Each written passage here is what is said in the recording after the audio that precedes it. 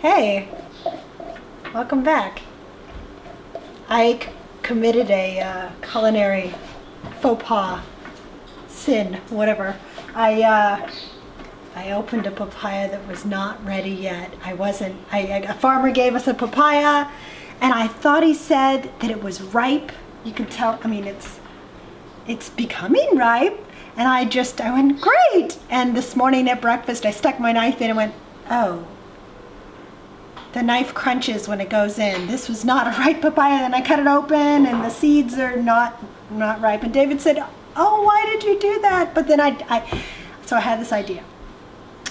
It's still firm and it's somewhat sweet. So it's not like you can really make green papaya salad with it because it's somewhat sweet. You can see it's sort of orange. But it's still firm. So I thought, why don't we try to make a faux apple pie? So you made a mistake and popped a raw papaya. Don't give up to shift your view and go higher. On to the tea flies and the culinary skies. Hard pawpaws were made for pies, no lie. The chick experiments and reinvents the kitchen. Creates an apple pie for which we all were wishing. And slices and ices the fruit like loot. From a pirate ship made of sugar, so to shoot the cannon of spice across each slice. That would be so very nice. That is not your standard size of a pie, so I'm trying to decide. This recipe I've got here has sort of a syrup that you mix up and pour in it before you bake it, and it looks yummy. It also contains a cup of sugar, which I think is kind of a lot of sugar. Recipes like this that don't have any spices, that's for, I don't know, people in the frozen north.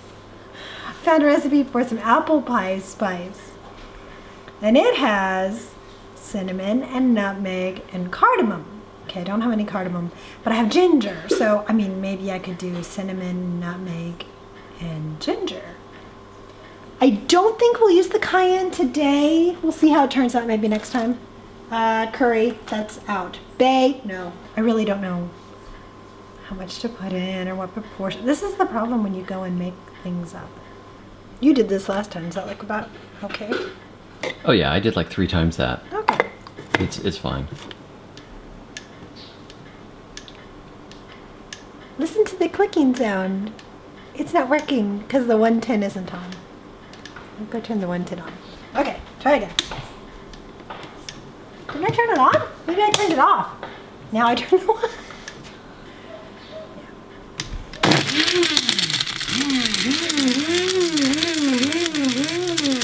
It looks like I put sticks in there. It's pencil shavings. It smells good though.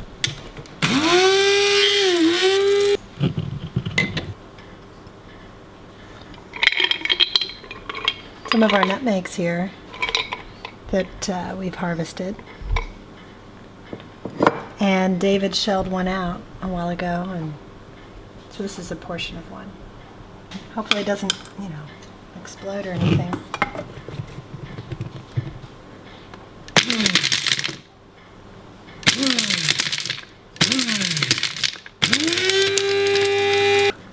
Maybe I'll go a little longer on that one. I don't know if it'll get any finer or not. We'll find out. And we'll call it done. You know how they say you're supposed to be precise with baking? Because it smells very strong. So what I'm going to do, I'm going to wing it. I'm going to put some in and I'm going to taste it and see what I think.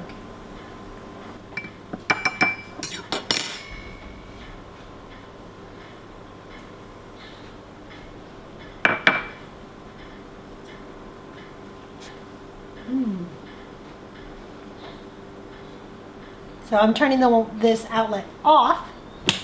So next time it's off. David just said, so what do I do? Just sprinkle that on the top? Well, I can't do that. The original recipe called for for a sugary syrup with the spices to be made and then poured on top of the fruit. So it doesn't have any sugar in it yet, it just has the pie crust. So it needs some sugar and it needs the spices. So my options here at this point are to either make up the syrup with the spices, pour it on, which was the original recipe, or to take all of the papaya out, put it in a bowl, mix in some sugar and the spices, and toss it all around and put it back in the pie shell, that's the method that I've always ever done. So, I don't know, I'm just trying to figure out what's the best thing to do. What do you think? What do you want me to do?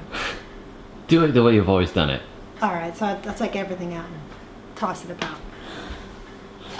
Actually, that's a good way to do it, because then what you can do, add the spices, add the sugar, some sugar, toss it about, and then taste a piece of the fruit and decide, does it taste like it needs more sugar? Because then you're not going by a formula recipe or a static recipe when your fruit could be quite sweet or it could be very tart. You don't know. So if you taste it first and then you add as much sugar as it needs to be called pie, then you haven't over sugared your dessert. You want to be able to taste the fruit. Like I said, we're gonna wing it. I think you need a couple of cups more. Well, we'll start with this. And we'll see how it goes. We don't want to over sugar it. This, you know what? This is also something that comes out when we do things like cut people's hair. David's like, you need to go further with that kid's bangs, further. And I'm like, well, we can always take a little more off. Let's be careful. It's like, just get it all off. We don't want to have to cut their hair for the next year. Okay.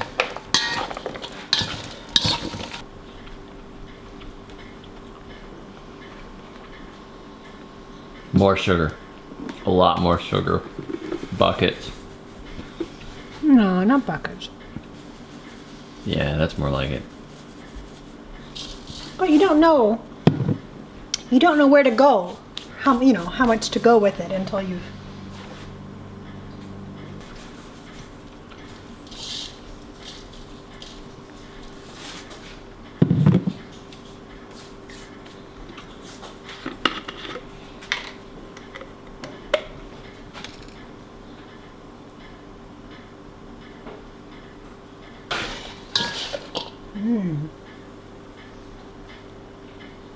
The sugar is starting to cause the papaya to let out some of its juices, and it smells interesting.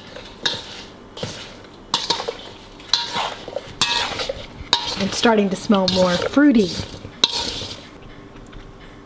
Yeah, it's more like it. I think that's going to work as it cooks.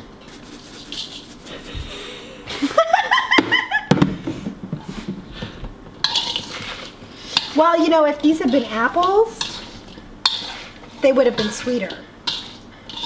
I'm like, that sounds like an excuse to just keep dumping the sugar on it. Put some more on. They don't have the sweet flavor of a sweet apple, and they don't have the tart flavor of a tart apple. That's okay, though. We're doing something different. Why are you laughing? We're experimenting.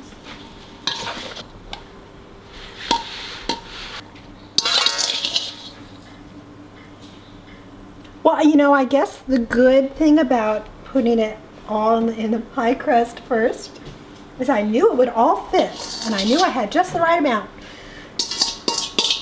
It's important to stage your pie. I did it all for you all.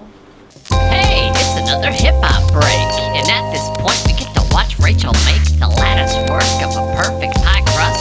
Interweaving like a basket's totally a must. And slice, slice, slice, and slice. Man, the dough is looking nice. Slice and slice some more. Soon it'll be open and shut like a door. You need to get that thing on right. And it looks like magic and it looks tight. One over the other, and another, and another. Don't you wish this girl was your mother? Every day you'd feel so cool. You'd be totally too cool for school. Though chances are you'd get fat, cause Rachel's pie is where it's at, Do you have to connect the edges? I don't know. You put some clothespins on it? Put some of Herrick's classic American clothespins That'd do it. on your pie? No, I think it'll be fine like that. I think it'll be just fine.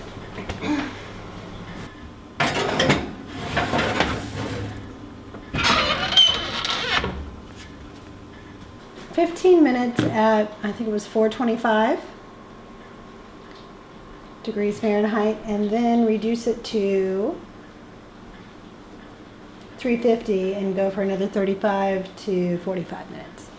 It may take longer because this is a big guy in there. So we want the papaya to be soft and like as close to apples as we can get it, right? That's the idea. There we go. We'll see. Okay, the pie is finally finished, and David left me to finish up the whole recording process of this. He left me by myself to do it. He is down the hill in search of a stinking tow tree. So we'll see when he comes back if he actually found it, or maybe it'll turn into another crazy in search of video. For your sake, I hope not. Anyhow, the pie took about an hour and a half to finish because it's so thick and so big, but I think it's going to be well worth it. It smells really great. It looks good, and we'll let you know after we taste it. It's quite hot now, can't taste it now, but we'll let you know at some point how it turned out, and probably David will have me write up the recipe as best as I can figure it out and post it to his website, thesurvivalgardener.com, and I think that's all I have to say. May your thumbs always be green. Join us on YouTube and subscribe, and because he's not here to prompt me to say all the right things, I'm going to flub it up. So there you go. Have a good rest of the day. Bye-bye.